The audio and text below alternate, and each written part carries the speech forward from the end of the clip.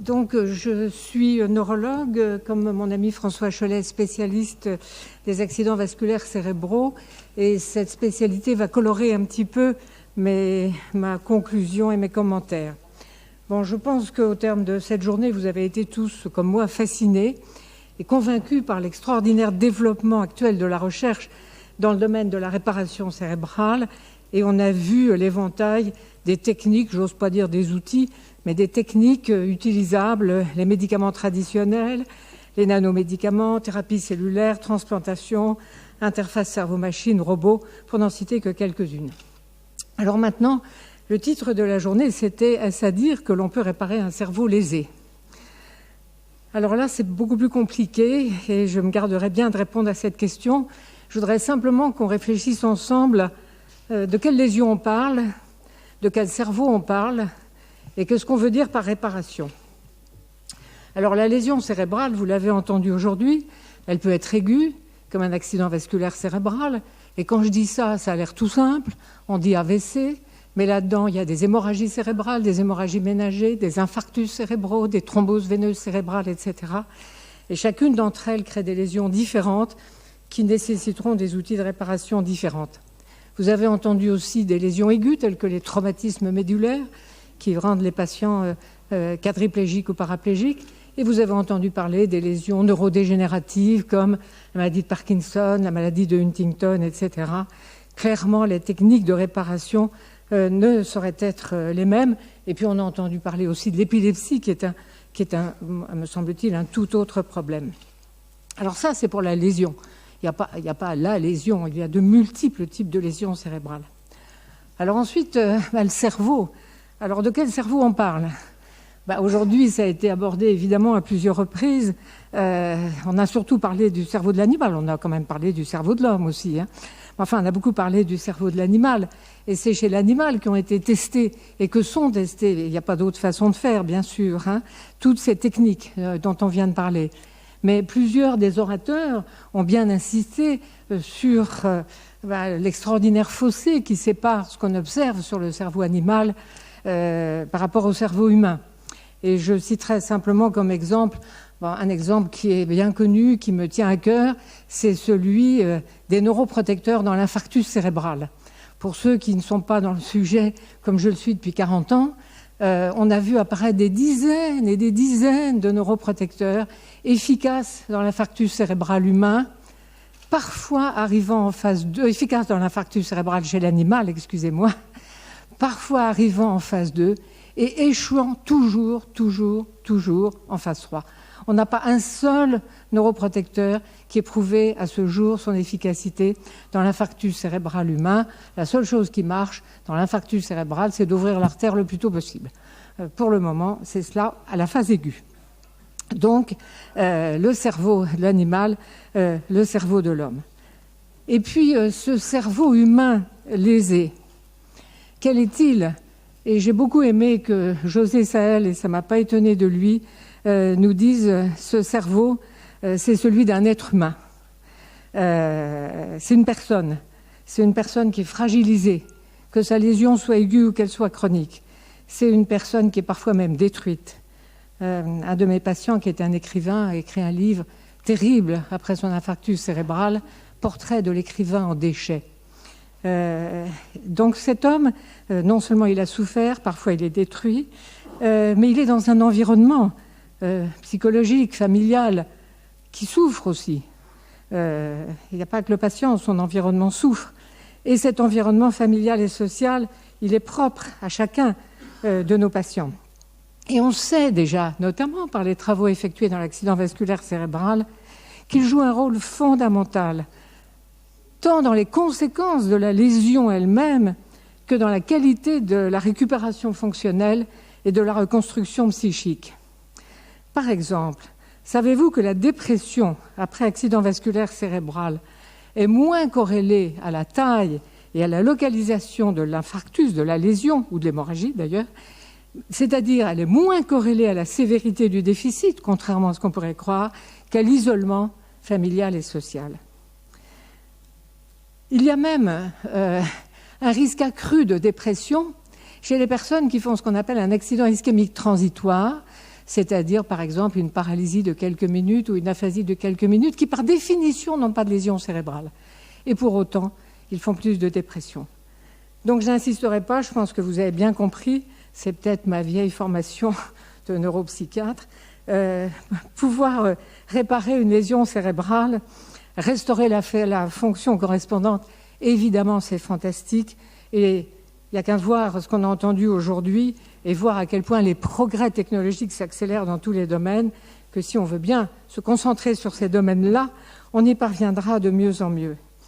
Mais je pense qu'il faut qu'on garde à l'esprit que cette réparation de l'organe lésé, cette réparation, ne prend véritablement tout son sens que si elle s'inscrit dans le lent, difficile et souvent douloureux processus de reconstruction de cette personne. Je ne connaissais pas la phrase de Corneille, je l'aurais interprétée un peu différemment par rapport à Patrick Couvreur pour réparer la façon de donner vaut au moins autant que ce que l'on donne. Alors peut-être les nanos, etc. Moi je pense, et ça rejoint une discussion et une question qui a été posée tout à l'heure, que de temps en temps, un simple mot, un geste, une attitude bienveillante joue énormément dans cette reconstruction. Et je pense que c'est très difficile à étudier scientifiquement, mais c'est certainement une des raisons qui sous-tend cette observation que tu rappelais, Louis, qu'avec certains kinésithérapeutes, eh bien, les patients récupèrent mieux qu'avec d'autres. Et encore une fois, ceci montre à quel point l'environnement, d'une manière générale, est capital. Donc réparer le cerveau lésé, oui, il faut le faire, mais n'oublions pas que ceci s'inscrit dans cette reconstruction qui nécessite un environnement. Je l'ai dit à propos de la rééducation, où c'est bien connu, on peut faire tout ce qu'on veut comme stimulation, s'il n'y a pas de rééducation avec des kinésithérapeutes et des aphasiques, ça ne marche pas. Et puis, il faut que les gens aient un environnement, encore une fois, familial et social, qui fasse qu'ils aient envie de récupérer au-delà de la simple réparation. Voilà mes commentaires. Merci beaucoup.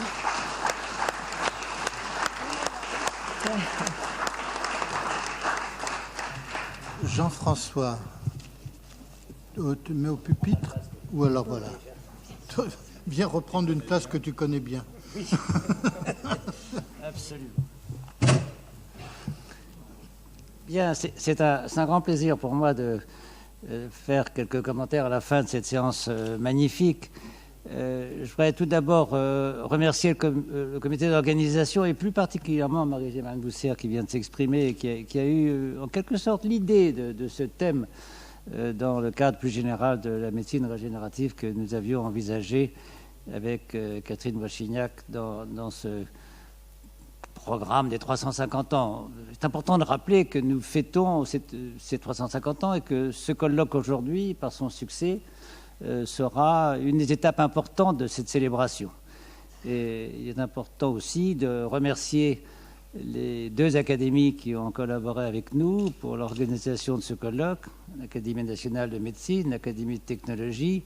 Ce sont deux académies très proches avec lesquelles nous collaborons depuis longtemps, avec lesquelles nous avons déjà organisé de nombreuses séances qui ont été des succès importants, mais celle-ci restera dans nos mémoires et j'en suis... pour avoir participé au début de la mise en place de cette réunion, j'en suis particulièrement heureux.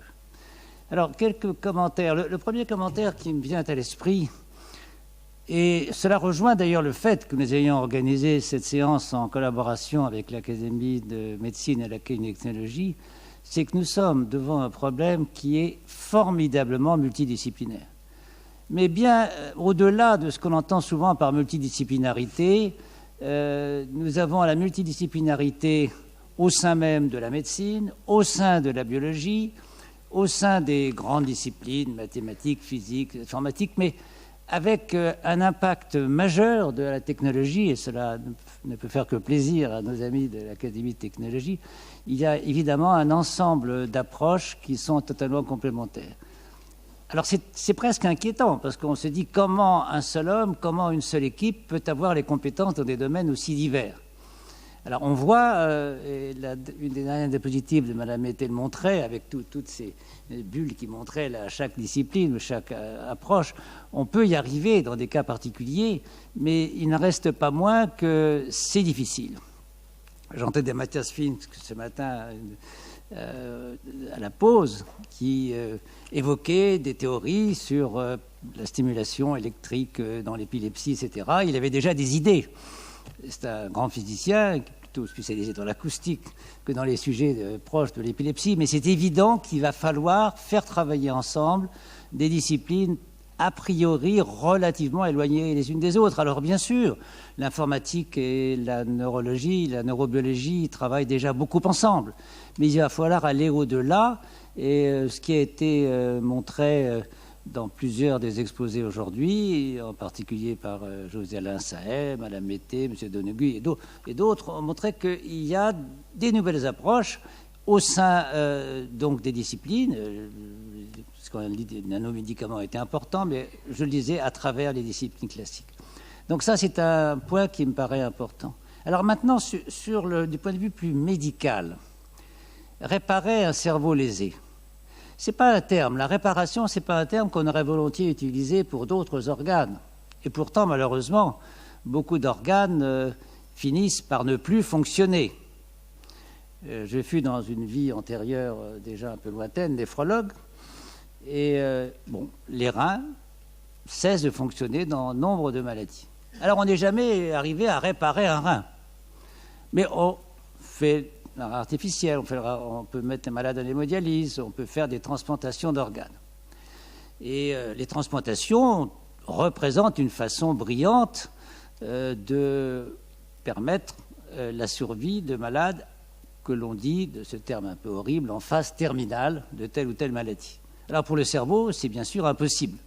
Alors certains se sont intéressés au concept de greffe de cerveau. Bon, on ne peut pas greffer un cerveau à l'individu, on pourrait à la rigueur greffer un corps à un cerveau, mais enfin, on rentre dans des discussions complexes que mon ami Claude Hurier, sans doute, apprécierait mal.